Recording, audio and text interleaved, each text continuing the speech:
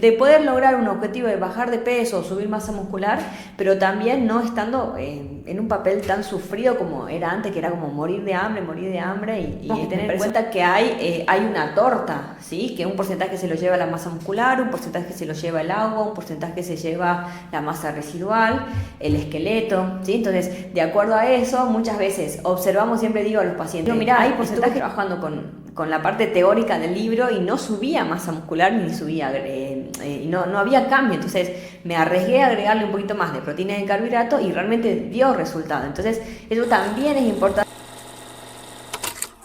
Bueno, bienvenidos a Entre Palabras, estamos en un siguiente episodio donde es un episodio especial. Esta vez no trajimos artistas ni escritores, trajimos una licenciada en nutrición, Carla Rebelia Meyer. ¿Cómo estás? Muy bien, ¿vos? Bueno, en este episodio queremos hablar más que nada de lo que es nutrición deportiva. Sí. Bueno, ¿qué te llevó a dedicarte a esto? Ay, qué pregunta. La verdad que soy deportista, me considero deportista de élite. No, me pasó que cuando era muy chica, yo hago natación. Y bueno, la verdad que sí, he participado en torneos nacionales, internacionales, y una vez que quedé como preseleccionada para formar parte de la selección, ahí se empezó a hablar recién en Buenos Aires lo que era la importancia de un psicólogo, de una nutricionista.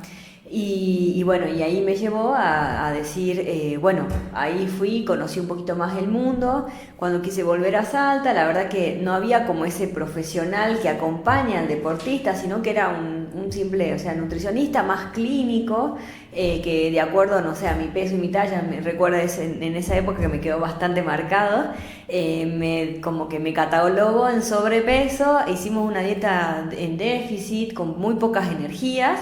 Y en ese momento yo estaba entrenando de lunes a lunes, triple turno, solamente el domingo entrenábamos un solo turno. Entonces, obviamente mi rendimiento bajó, esa vez no pude como estar preseleccionada, o sea, seleccionada en sí después. Y bueno, y ahí dije, creo que tenemos que tener a alguien en Salta o por lo menos en la región que tenga esa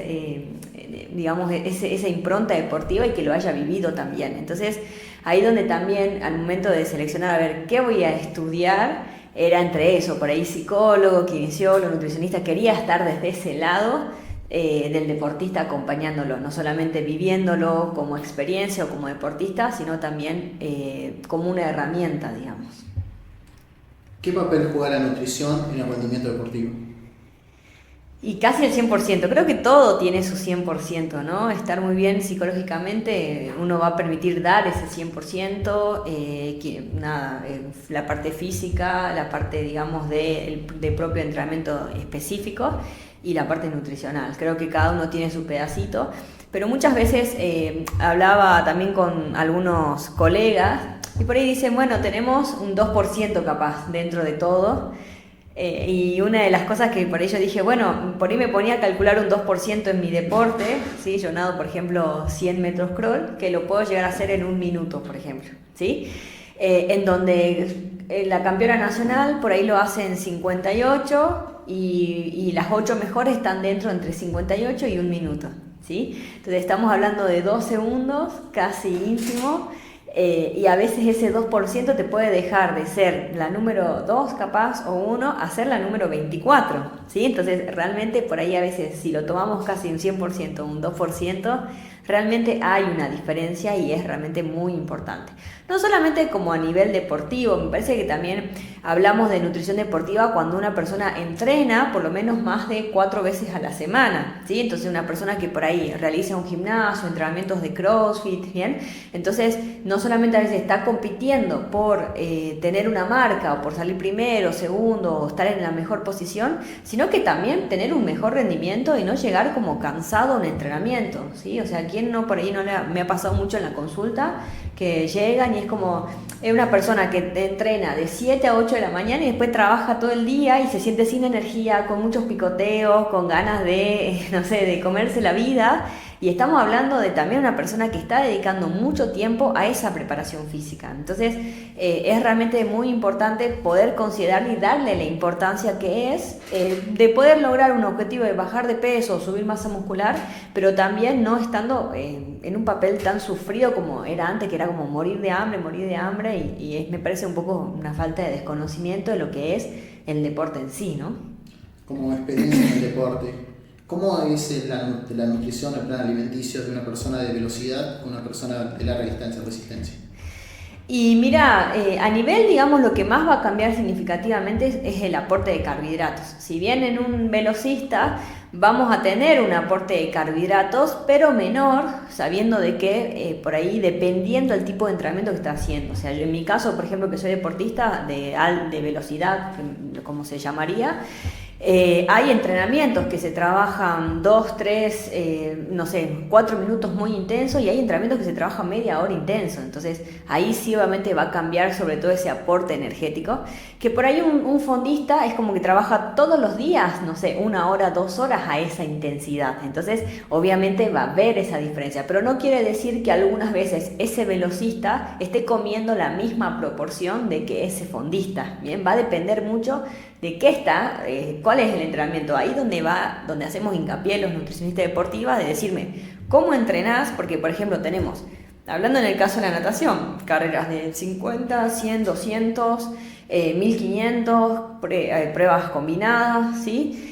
Hoy mismo hablando de un gimnasio, no es lo mismo hacer, fuerza potencia, fuerza hipertrofia, fuerza máxima, ¿sí? Entonces, dentro de eso, por más que uno lo catalogue como gimnasio, como natación o como atletismo, es como que cada uno va a tener su rol, y hay que preguntar eso. Me parece que siempre en la consulta a veces me tomo ese tiempo. Bueno, a ver, yo hago tal deporte. Bueno, ¿y cómo entrenás?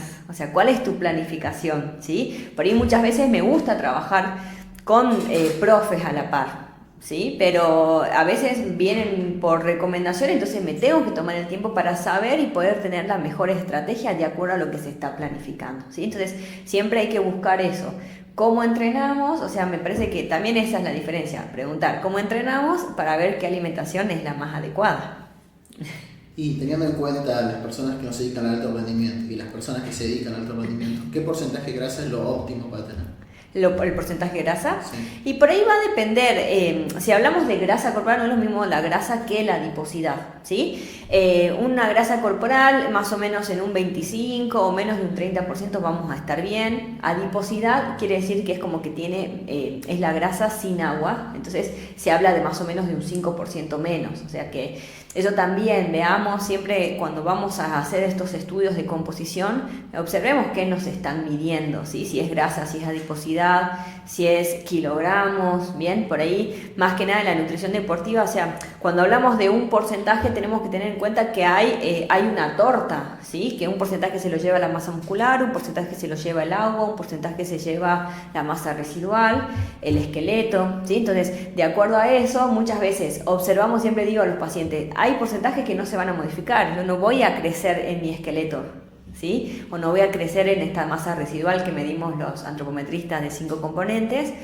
Entonces, si yo una masa muscular tengo baja, ese porcentaje de adiposidad va a estar alto. Entonces, tengo que ir a ver cuáles son mis kilogramos, ¿sí? Aproximadamente, por ejemplo, una mujer, la idea que de adiposidad tenga entre 17 a 23 kilogramos, un hombre puede tener entre 15 a 20 kilogramos, ¿sí? Entonces, por ahí observemos un poquito más y no nos quedemos solo con una pantalla de lo que sería esa masa muscular. Hay otras formas de medir y también, obviamente, independientemente del método que usemos para determinar la composición corporal, sí sabemos, y creo que me parece que hay muchas cosas que ya no nos tenemos que basar en el peso balanza, ¿sí? O sea, ya lo que me parece que esta sociedad ya lo tiene un poco más claro, que el peso balanza es agua, es de acuerdo a que así comimos con sal, sin sal, un montón de factores, pero bueno, por ahí obviamente tratar de conocernos y más guiarnos por la ropa, me parece, ¿sí? Que es como más como que nos va a dar esa dimensión de composición que más un peso balanza. Explica un poco más sobre la antropometría. Bueno, la antropometría en sí ahora es uno de los estudios para conocer la composición corporal, ¿sí? Muchas veces también cuando me mandan en la consulta ahora realmente estamos en Salta teniendo dos tipos de métodos para conocer la composición corporal. Uno es la bioimpedancia, que por ahí para los que nos están escuchando es como que me subo una balanza, agarro un aparatito, ¿sí? Y ahí me estima de acuerdo a mi contenido de agua, ¿sí? Cómo está, o sea, de acuerdo, digamos, a radiaciones, cómo está, o sea, qué es grasa, qué es mineral, ¿sí? Es un método que se usa bastante para, obviamente, o sea, tiene más validez cuando medimos el tejido graso. O sea, por ejemplo, se puede usar muchísimo en personas con obesidad, te da datos bastante concisos, pero bueno, tiene un protocolo bastante complicado, o sea, hay que ir en ayunas, ¿sí? El líquido, el tema de la ropa, entonces, que por ahí muchas veces veo a veces en video y no se está cumpliendo como ese protocolo, ¿bien? Obviamente que si siempre se mide de la misma manera, vamos a tener esos cambios, ¿sí?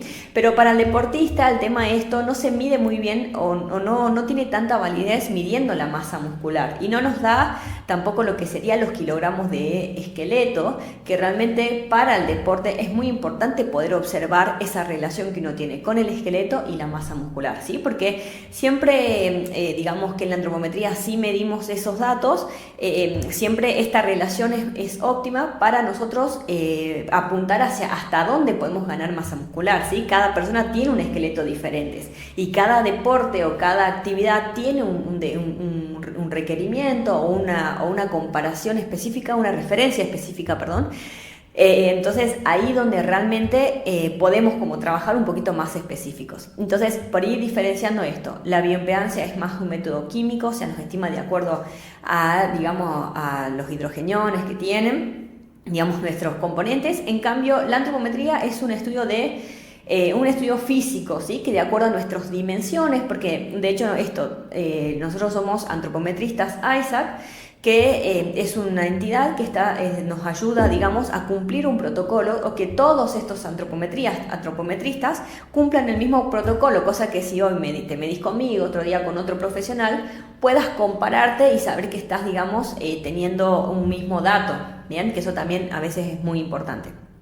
Y bueno, y realmente nos da un poquito más este valor de la masa muscular para poder trabajar específicamente. Bien, eso digamos como es la diferencia puntual. Y después a nivel de tejido graso, trabajamos muchos, por ahí algunas personas que nos estén escuchando, capaz que alguna vez hicieron ese estudio y es cuando medimos como unos famosos pellizquitos que se llaman pliegues cutáneos que nos miden grasa corporal. Y ahí nos permite como establecer cómo está nuestra grasa corporal independientemente de los kilogramos, porque por ahí nos va a dar milímetros que nosotros podemos como comparar de un mes a otro, que por ahí a veces es bastante complicado si a veces es por fórmula, ¿sí? O por diferentes otras, no sé, hubo una mala medición en otro profesional, pero los pliegues por ahí es bastante real, que lo podemos comparar y podemos ver cómo está nuestro estado de tejido graso, ¿sí? Que es por ahí uno de los métodos que más se usa y es bastante interesante, que tiene menos posibilidad de error, eso es bastante bueno. Pero bueno, es lo que digo siempre, cualquiera de los estudios, mientras nos permita dar esa diferencia y evaluar el progreso, siempre digo que un estudio de composición está bueno, el paciente lo tiene en cuenta, o sea, me parece que es importante y las personas les gusta medirse, pero creo que es más una evaluación de nuestro trabajo, o sea, del profesional, por ahí del preparador físico o el nutricionista, para ver si estamos haciendo las cosas bien, si estamos dando, digamos, la cantidad de nutrientes importantes. Por ahí siempre tenemos una parte teórica de cuánto tenemos que dar de carbohidratos, de proteínas, pero a veces se nos van un poco el tema de los libros y hacemos medio prueba-error. O sea, de hecho tengo un paciente, me acuerdo que lo compartía con una colega, que por ahí a veces yo lo podía atender y a veces lo podía atender ella porque viajaba mucho. Entonces me decía, bueno, pero ¿por qué le estás dando, no sé, demasiada proteína? Y le digo, mira, estuve trabajando con la parte teórica del libro y no subía masa muscular ni subía, no había cambio. Entonces me arriesgué a agregarle un poquito más de proteína y carbohidrato y realmente dio resultado. Entonces eso también es importante porque más que nada es un dato que nos sirve a los profesionales, ¿sí? Que por ahí la persona lo único que quiere es verse mejor, rendir mejor, ir más rápido.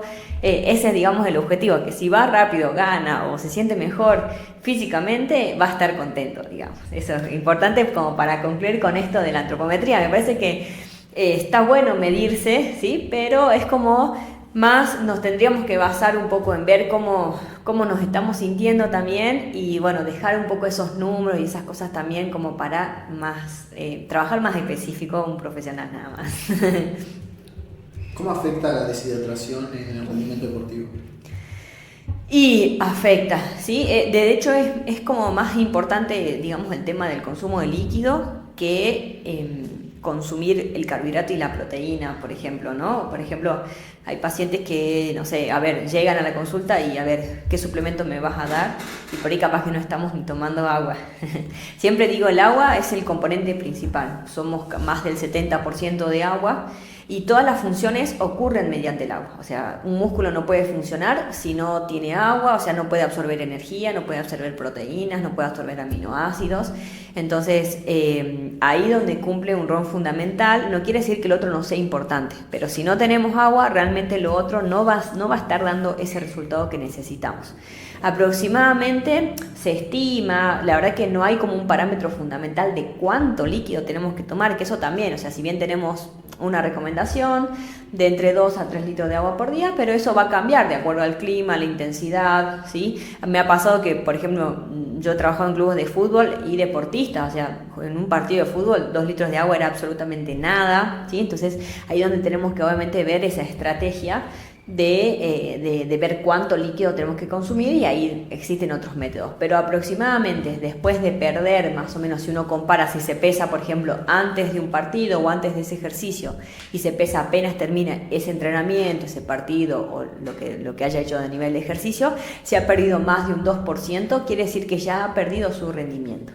¿Sí? Mismo cuando aparece la sensación de sed. Entonces, lo clave, y ahí donde está la importancia de poder hacer estos métodos, que muchas veces en los entrenamientos o partidos que por ahí no son como muy significativos, capaz que para el deportista, se pesan y después se estima aproximadamente cuánto es lo que podría llegar a consumir, ¿sí? Eso por ahí lo pueden hacer en la casa, pasan por la farmacia antes de ir al gimnasio, se pueden pesar, después volver a pesar. Eso que se perdió en esa hora de gimnasio no es grasa absolutamente, o sea, estamos hablando de en esa hora. Entonces ahí donde como que hay que controlar el tema del líquido. Y después existen métodos de, a ver, el agua es una bebida hipotónica, ¿sí? ¿Qué quiere decir? Que nosotros por nuestro cuerpo, ¿sí? Tiene una X cantidad de electrolitos y agua en nuestro cuerpo, ¿sí? El agua tiene menos electrolitos de lo que nosotros necesitamos y, por ejemplo, para darle a entender, una gaseosa, una bebida energizante es una bebida hipertónica, o sea que tiene más cantidad de electrolitos que de agua, ¿sí? Ambas bebidas no van a generar una buena hidratación, ¿sí? El agua, no sé si les pasa, pero es como toman agua y es como que se queda estancado en el estómago, o toman agua y es como que siento que todavía sigo teniendo sed, mismo una persona cuando va caminando por la calle, ¿sí? Entonces, lo que tenemos que buscar en estos momentos que queremos hidratar es agregarle electrolitos. Por eso se hacen estas bebidas deportivas que vienen con el agregado de sodio, de magnesio, de potasio, muchas veces tienen azúcar, ¿sí? Pero buscamos que tenga una bebida que tenga un poquito más de electrolitos para que logre hidratar, ¿sí? Y una bebida hipertónica, ¿qué va a pasar? O sea, si nosotros tomamos gaseosa o bebidas energizantes cuando estamos entrenando o previo a los entrenamientos, es como que vamos a necesitar sacar agua de nuestro cuerpo para poder absorber esos electrolitos que aportamos de más. Entonces también nos van a generar esa deshidratación. Siempre digo que por ahí a veces veo gente que va al gimnasio con un energizante, ¿sí? Más cansados aún se van a ir, porque el agua no le va a poder, o sea, van a estar deshidratados y con menos cantidad de agua, entonces no van a poder absorber esa energía que tanto planificaron y tanto aportaron, ¿sí? Entonces, por ahí a veces este famoso Red Bull de las alas es como bastante, es bastante, o sea, te levanta en un primer momento, pero después no logra ni recuperarte, ni mejorar tu rendimiento y peor, o sea, presentar más fatiga, más rápido, digamos. Hablando un poco sobre las bebidas isotónicas. Sí. ¿Ayudan a mejorar rendimiento durante el entrenamiento? ¿Cómo es? Y nos ayuda a hidratarnos de manera más rápida. O sea, uno toma el líquido con una bebida que tiene un poquito más de sal, un poquito más de magnesio Y obviamente la absorción del agua es inmediato, ¿sí? Algunas veces, no sé, por ejemplo, empiezan un entrenamiento bajo el rayo del sol, hay una deshidratación mucho más marcada, entonces al aportar esta bebida va a lograr hidratarse más rápido que tomando solo agua, ¿sí? Hay una bebida que la pueden hacer en la casa, que es aportar como cada medio litro de agua, una pizca de sal y utilizar jugos de frutas, por ejemplo, mitad de jugo de naranja, mitad de agua, o sea que sea como un jugo diluido, ¿sí? O mitad de jugo de limón o trocitos de limón y de naranja con agua y sal, y es como que logra una mejor hidratación, sobre todo ahora en el verano que estamos en estos tiempos de calor. Igual te habías tocado el tema de los suplementos, ¿son buenos? Hay distintos, BCAA, creatina, carnitina, explícame un poco. Sí, los suplementos, primero hay que poder diferenciar, ¿sí? Tenemos suplementos nutricionales como suple, ¿sí? O sea, complementa la alimentación. Entonces, no hay que también, hay que tener en cuenta eso, o sea, que con la alimentación podemos lograr llegar, obviamente, pero nos pueden ayudar a complementar, digamos, nuestra dieta, estos suplementos, ¿sí? Dentro de estos suplementos tenemos, por ejemplo, suplementos a base de carbohidratos, que por ahí muchas veces uno pregunta, pero los suplementos de carbohidratos es el típico Gatorade Power, ¿sí? O sea, si bien algunas veces vienen en polvo también, pero no es más que eso, ¿sí? Después tenemos suplementos de proteínas que, en este caso, como decirles, en vez de consumir leche, queso, huevo, y la verdad que no sé, a veces no tenemos tiempo de hacernos el desayuno, a veces los requerimientos son muy altos a nivel de proteína, es decir, bueno, hay que desayunar 6 huevos y la persona por ahí no quiere todo el tiempo estar desayunando esa cantidad, podemos agregar ese suplemento, ¿sí? Por ejemplo, la mayoría, digamos, de estos suplementos de proteínas, bien, que por ahí el más famoso es la whey protein, que es un tipo, ¿sí? Es como whey protein en inglés es proteína de suero de leche, ¿sí? Después tenemos otro tipo de suplemento de proteínas, por ejemplo, de proteína del huevo, ¿sí? Proteínas, la caseína, que es otra parte de la leche, ¿sí? Son diferentes tipos de suplementos que el objetivo es llegar a tener una cantidad de proteínas en nuestro cuerpo, ¿sí? Por ejemplo, si una persona debería desayunar en 60 kilos, aproximadamente 25 gramos de proteínas en el desayuno está bien. ¿Qué es lo que sería 3 huevos o, no sé, un vaso de leche y jamón y queso? ¿Bien? ¿Quién no por ahí le es más fácil tomar un vaso de yogur con un sanguchito de jamón y queso, ¿sí? Pero bueno, hay personas que por ahí no, o tienen que desayunar eso y después, como entrenó, tiene que volver a comer eso, entonces no se siente cómodo, puede aportar una suplementación, ¿sí? Pero no es más que eso, como un reemplazo de un alimento, ¿bien? Obviamente, dentro de los suplementos, este suplemento Whey Protein sí tiene la ventaja deportiva, ¿sí?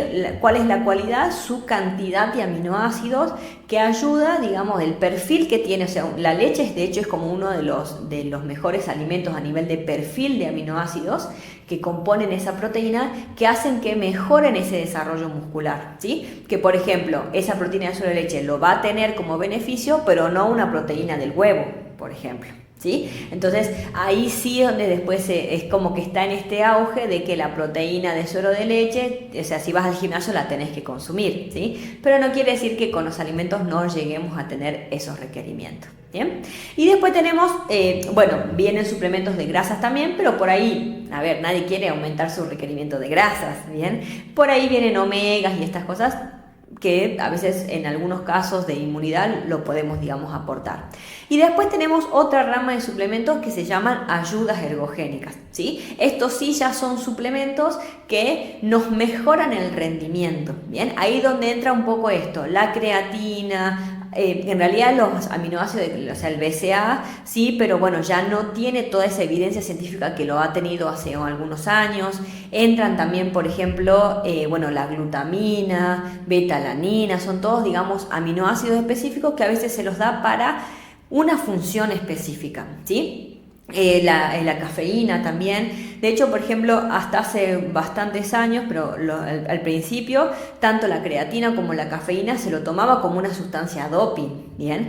Después con el tiempo, obviamente, se dosificaron las dosis y es como que logra ser como un ayudín, digamos, ¿sí? A nivel de la creatina, la verdad que no hay ningún estudio que ha generado como como un efecto negativo. De hecho, hay personas que lo han consumido por mucho tiempo, es decirte 40 años, y no han tenido ni efectos a nivel renal, ni efectos a nivel cerebral. De hecho, ha tenido mejores beneficios. A partir de la pandemia, ¿sí? A partir del año de la pandemia, que un poco la clínica, es decir, en los hospitales, se empezó a estudiar estos suplementos, por ejemplo, una vitamina D, una creatina, en personas que estaban hospitalizadas, y realmente ha tenido valores muy buenos a nivel clínico. Por ejemplo, la creatina en pacientes que estaban postrados, no han perdido ni masa muscular, y han sido personas que tenían una patología que ya los estaba destruyendo la masa muscular, y estaban inactivos porque estaban acostados en una cama. O sea que es como que ya hay alguna evidencia, y obviamente cuando ya se estudió a nivel clínico, ya los médicos es como que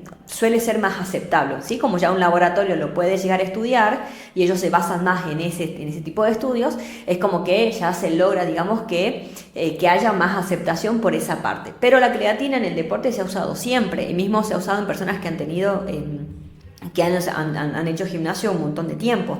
Pero bueno, eso, la función principal de la creatina es evitar que se pierda masa muscular.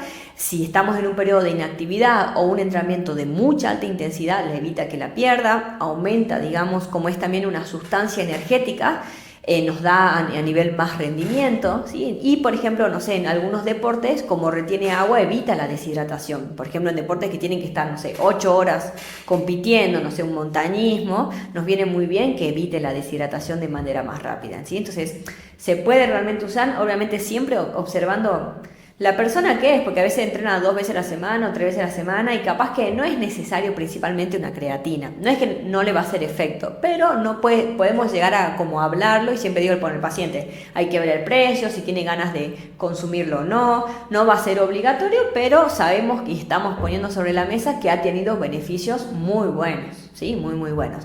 Y después, por ejemplo, el tema, digamos, hablando de la cafeína también, o sea, la mayoría de estos preentrenos que se usa mucho, que de hecho no hay ningún preentreno que sea muy bueno, o sea, que la idea es que todas estas combinaciones, digamos, a ver, es como decirle, estamos yendo a un supermercado y queremos comprar, no sé, el alimento Carlita, ¿sí? Entonces todo el mundo dice, bueno, ¿qué es el alimento Carlita? Y nadie sabe porque no está estipulado qué es un alimento Carlita. Eso pasa con los preentrenos. Los preentrenos es como que viene la industria y dice, este es un preentreno, yo le quiero poner un poquito de esto, un poquito de esto, un poquito de esto, un poquito de esto, pero no sabemos qué le está poniendo. Y cuando vemos por ahí, no sé, la información nutricional tiene un poquito de creatina. Nosotros, por ejemplo, tenemos que tomar entre 5 a 7 gramos de creatina. Capaz que tiene 1 gramo, o sea, pero tiene creatina, pero no nos sirve la dosis. Tiene un poco de betalanina, un poco de cafeína. Tiene un poco de todo que en realidad no está generando ningún efecto, y estamos por ahí gastando dinero, ¿sí? Entonces, siempre que por ahí querramos consumir algún suplemento, por ahí decimos, bueno, a ver, ¿qué estoy necesitando? ¿Me está faltando energía? Y bueno, capaz que me compro una cafeína o me tomo un café antes de ir, ¿sí? O sea, un vaso de una taza de café es lo mismo que tomar esos 200 miligramos de cafeína. O quiero consumir más creatina, bueno, capaz que voy a ir por el lado de consumir más carne en mi alimentación, ¿sí? O soy una persona vegetariana, entonces lo tengo que suplementar. Pero bueno, todas estas cosas que sean tanto preentrenos, postentrenos, ahí sí realmente no tienen ninguna evidencia, porque ahí es donde la industria decide qué poner. No tenemos en un código alimentario que nos diga, bueno, el preentreno es esto, que sí, por ejemplo, lo tenemos con la leche. Sabemos que cuando vamos a comprar leche, es leche, no es otra cosa, ¿sí? Nos va a decir, si dice leche, obviamente es un producto de la ordeña de la vaca, ¿sí?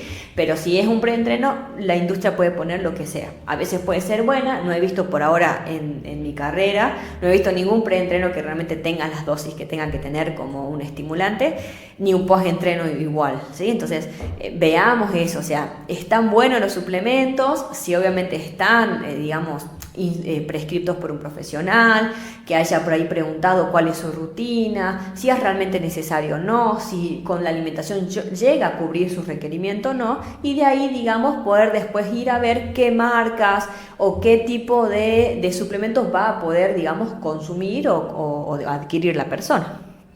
¿Qué es el lactato y cómo se genera durante el entrenamiento? Eso es más, es más de profe, ¿sí? Y a ver, el lactato es como el producto residual de de nuestro metabolismo, ¿sí? O sea, sobre todo con la glucólisis, ¿sí? Hasta hace unos años, nosotros es la típica, la verdad que es como meternos en un tema que más le corresponde a un profe, ¿sí?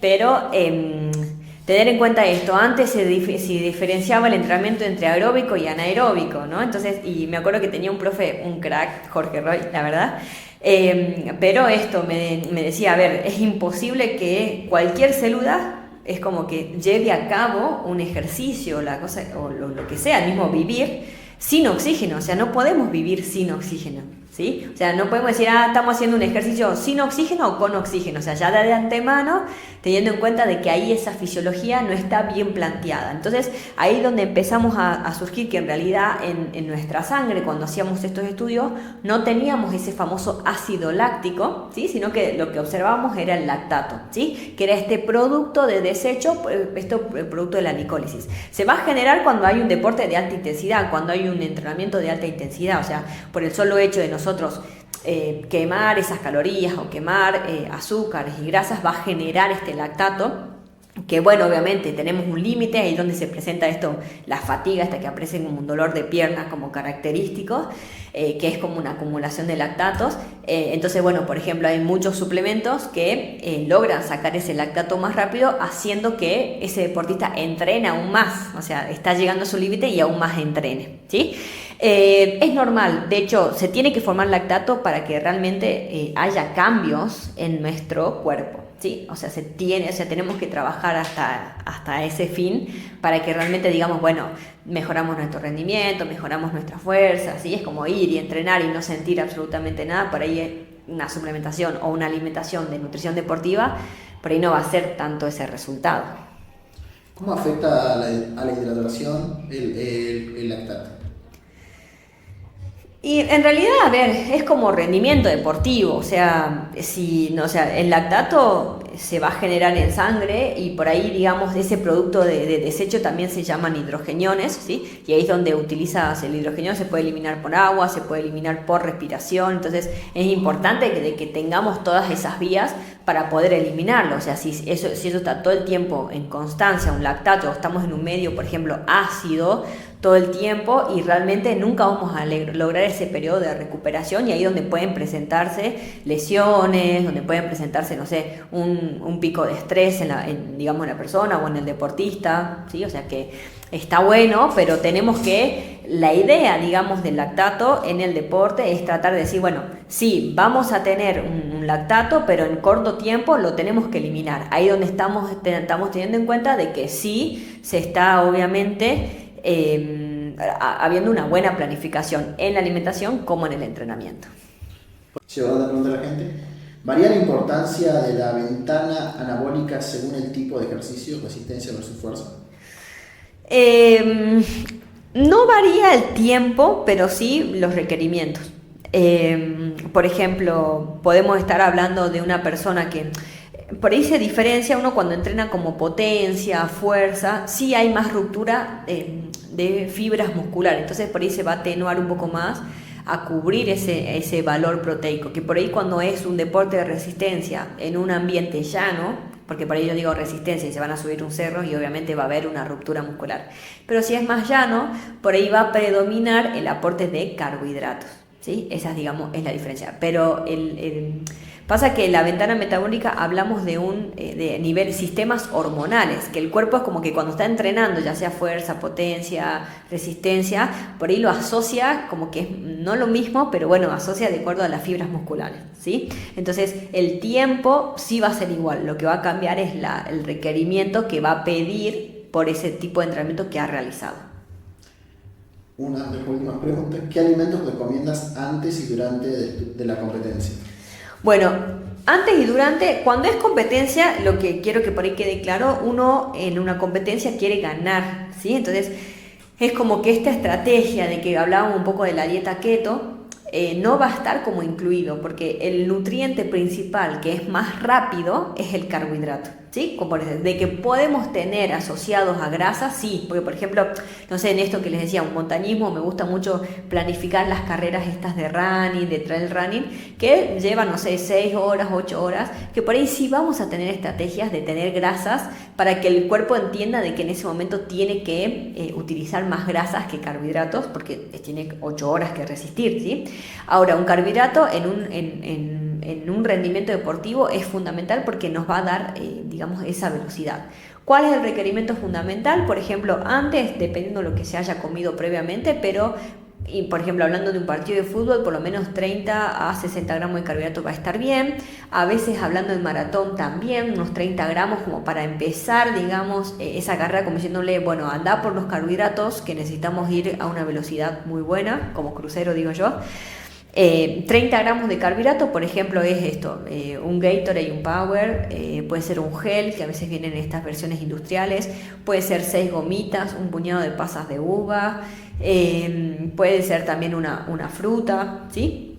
Ese, digamos, y lo mismo para, digamos, la competencia. Nosotros hablamos que más o menos cada hora de entrenamiento, después de la hora, por lo menos tiene que tener 30 gramos de carbohidrato, y después va a diferenciarse, ¿sí?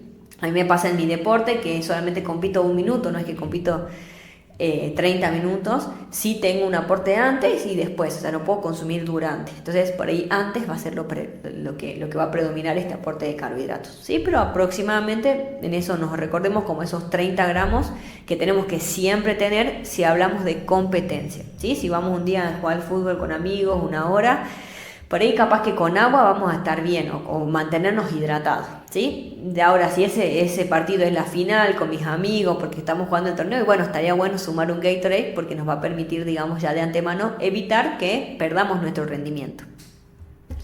La última pregunta de los oyentes: ¿qué avances recientes en la investigación de la nutrición deportiva consideras más prometedoras?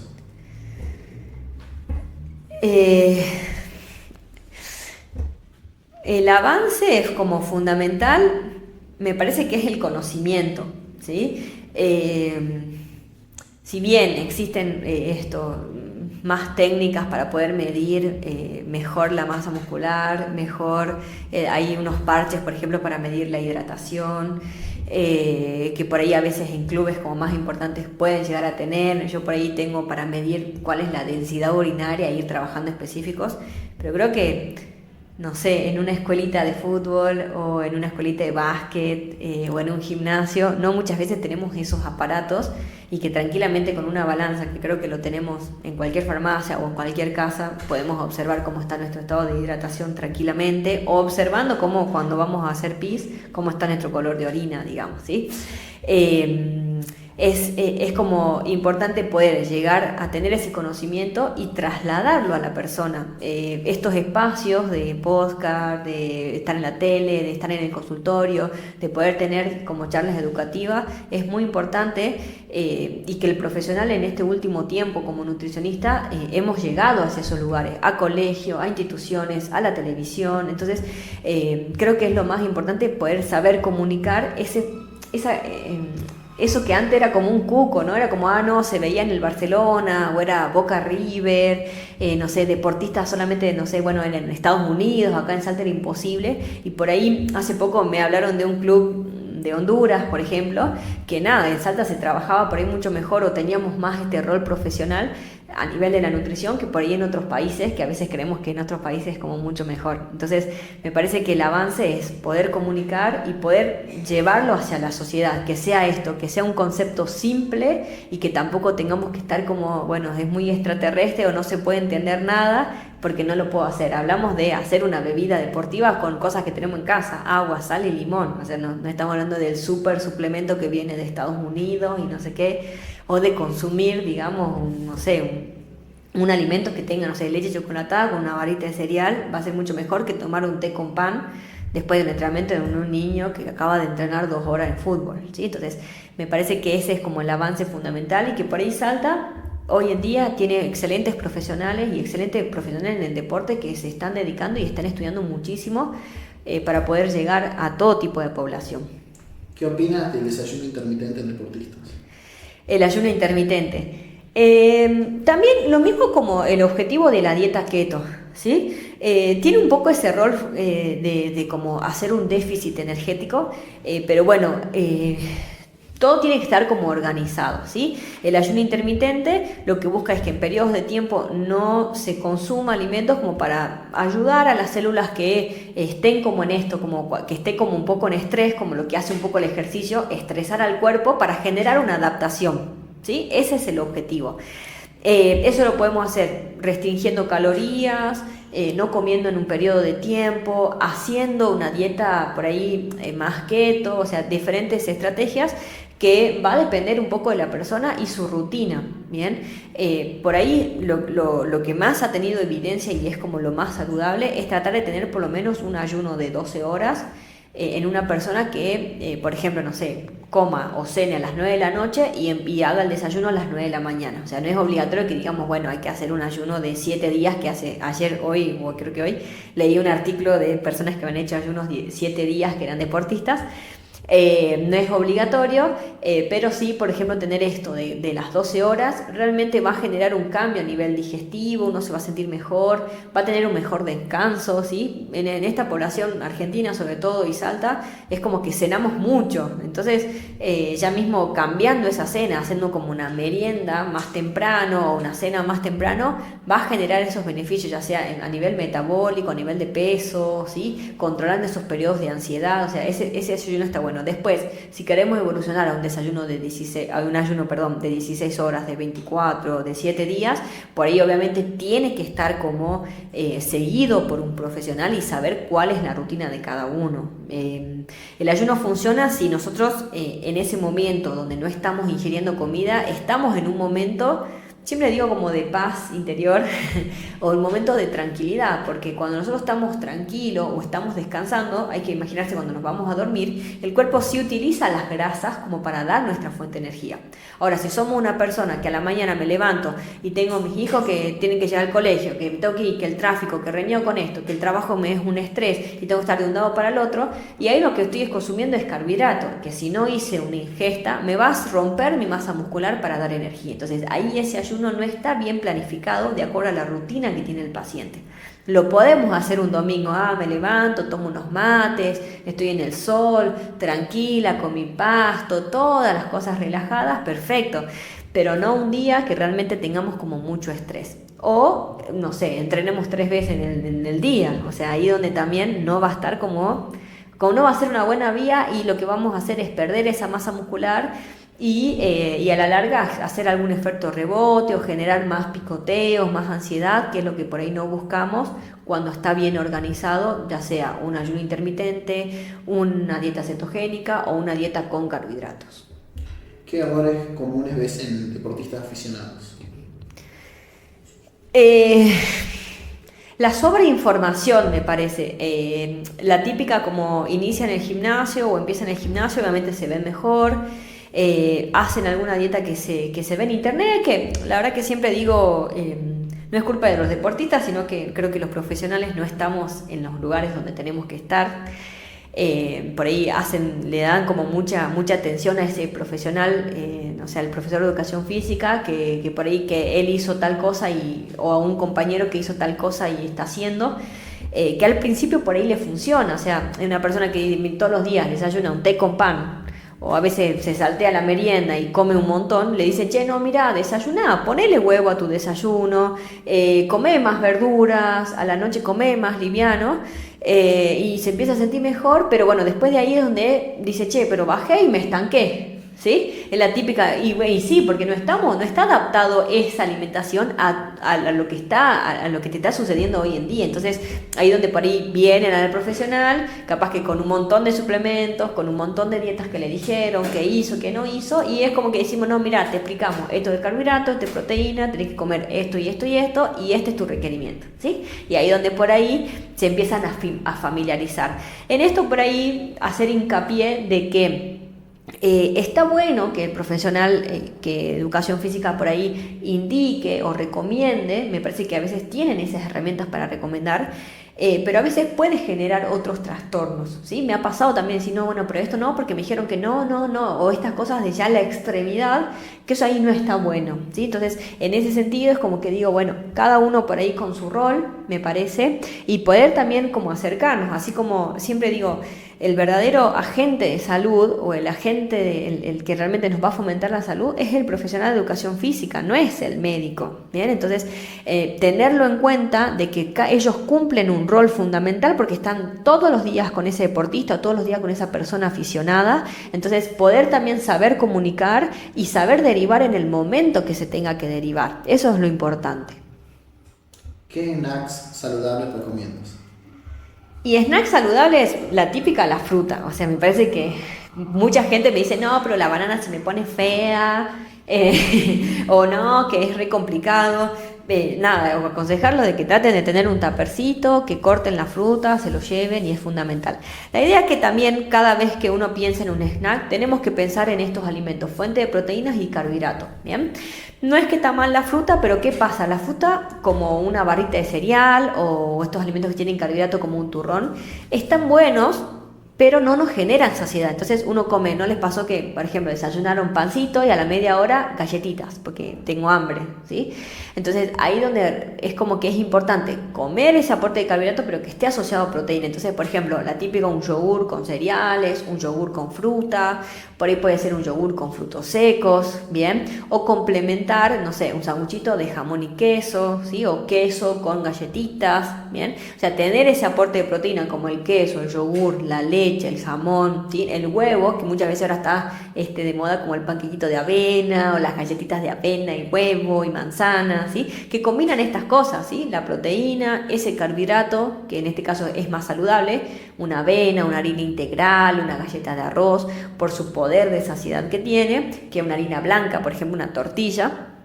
Y el tema de la fruta, ¿sí? Es como que ya esas tres cosas nos van a dar saciedad y nos van a ayudar a que por ahí no estemos con tantos picoteos durante todo el día.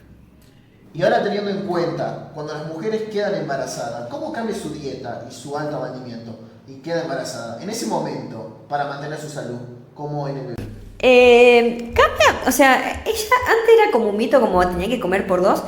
Primero y principal, una atleta deportista de alto rendimiento puede estar embarazada y puede seguir entrenando hasta el último día de parir. De hecho, si quieren seguir en las redes a Cecilia Biagioli, es una nadadora olímpica que de hecho hace poco tuvo su bebé y el último día estuvo haciendo pasadas como si fuese un día normal, ¿no? Obviamente que va a ser cada caso, ¿bien? Pero ahí en este caso obviamente vamos a tener que obviamente complementar. Lo más importante en el embarazo, o sea, obviamente cubrir los requerimientos, pero en los primeros trimestres, sobre todo el primer trimestre, hay que mejorar ese aporte de vitaminas y minerales, ¿sí? O sea que vamos a aumentar la fruta, vamos a aumentar lo que serían las verduras, algunas legumbres, ¿sí? Y también lo que sería, obviamente siempre está suplementado el hierro, la vitamina C y la B9, ¿bien? Y después, digamos, por ejemplo, el segundo trimestre se incrementa a 300 calorías, o sea que haciendo una colación más de lo que venimos aportando está bien. Ahí donde, por ejemplo, si es una deportista de alto rendimiento, puede ir por un lado la suplementación, si justo, la verdad que no tiene tiempo para comer o está como, digamos, como muy justa con las calorías y no llega, digamos, ¿sí? Se puede ir en esa parte, pero son 300 calorías, o sea, 300 calorías como decirte un yogur con granola y frutas. Bien, no es algo que se cubre también bastante fácil. Y en el último trimestre, por ahí de lo que venían comiendo, 600 calorías más. Pero ahí hay que ver, porque como tenemos un tamaño de un bebé, es como que el estómago se achica. Entonces, aún más fraccionado va a tener que ser la alimentación. O poder acudir a un suplemento, ¿sí? Pero no es algo que es como que, bueno, si está embarazada ya no puede entrenar, no, puede hacer las dos cosas, capaz que puede ser otro ritmo o obviamente nos va a demandar como más oxígeno el bebé y todas esas cosas, pero se puede, digamos, tranquilamente, visualizado con un médico y trabajando a la par, vamos a cubrir tranquilamente los requerimientos y va a poder mejorar su rendimiento tranquilamente. Ahora teniendo en cuenta a los niños, por ejemplo, un niño de 10 o 12 años quiere hacer deporte de alto rendimiento, ¿cómo varía la alimentación respecto a la gente adulta? Varía en realidad, sí tienen como una demanda más calórica, igual va a depender del peso, ¿sí? O sea, necesitamos como más calorías o más aporte de carbohidratos sobre todo. Los niños consumen más grasas que los adultos, entonces eso también hay que por ahí tener en cuenta de que no es tampoco tanto una dieta tan hipercalórica, ¿sí? Igual hay que ver la particularidad. Pero bueno, por ejemplo, para crecer utilizan grasas del propio cuerpo, habría que ver cómo está en ese estado de composición el chico, si tiene obesidad, si no tiene obesidad, si está normopeso, ¿sí?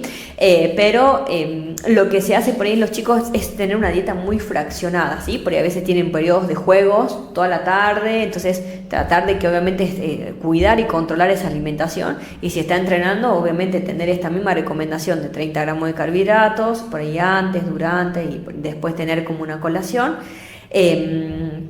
Pero por ahí el requerimiento proteico sí cambia, es como un poquito menos de proteínas que un adulto, ¿sí? Pero también va a depender, o sea, importante es que desayunen y que hagan colaciones después de entrenar, ¿bien? Y después que si podemos tener colaciones más saludables, sobre todo en las escuelas, que por ahí a veces terminan comiendo un pancho, galletitas, ¿bien? Que es como que no lo va a nutrir, sino que va a generar como más un balance calórico, que por ahí podemos estar aprovechando ese momento para nutrirlo y recuperar obviamente la masa muscular, que es lo que más buscamos. Algo que no hayas tocado que consideres importante. Ay, no lo recuerdo. Sí, más que nada como tener esto, como que se habla muchísimo de la nutrición, o sea, siempre traté de que en mis redes sociales, en este caso, tratar de buscar como esa claridad en las personas. No hay un alimento prohibido, no hay una dieta ideal para todos, no hay, digamos, una cosa que, no sé, que tomando el suplemento eso me va a generar ese resultado.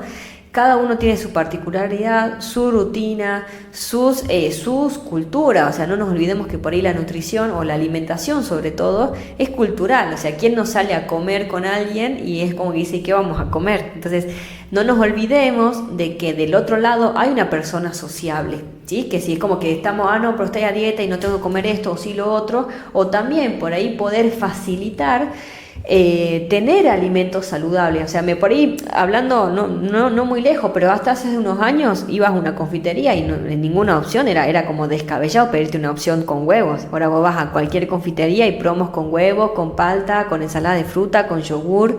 Entonces hay algo que también la sociedad está demandando, que es esa alimentación saludable en todos los lugares, ¿sí? Entonces, eso, poder, digamos, reflexionar de que la nutrición nos atraviesa a todos, no solamente una nutrición deportiva. Creo que todos deberíamos ser, digamos, un profesional de nutricionista deportiva. ¿Por qué? Porque todas las personas deberíamos entrenar, todas las personas deberíamos tener ese derecho a comer saludable. Entonces, ahí es donde apuntamos de que realmente todos tengamos esa capacidad de decir, bueno, no, si hace este ejercicio, esta recomendación, pero después tenemos que tener una alimentación como una persona común y saludable. Así que más que nada eso, no existe como fundamental, no es que por esto me puede llegar a funcionar un tiempo o un momento esa alimentación, pero que después capaz que no. O sea, la típica de mujeres que me pasa, no sé, no, yo a los 30 comía así y bajaba rápido y tengo 50 y no bajo, y es la típica, por ahí hay cambios hormonales, hay cambios, digamos, a nivel de rutinas, entonces poder tratar de adaptarnos y ver qué otra posibilidad hay de generar ese cambio que por ahí busca el paciente o busca la persona tranquilamente. Bueno, te quiero agradecer por haber venido.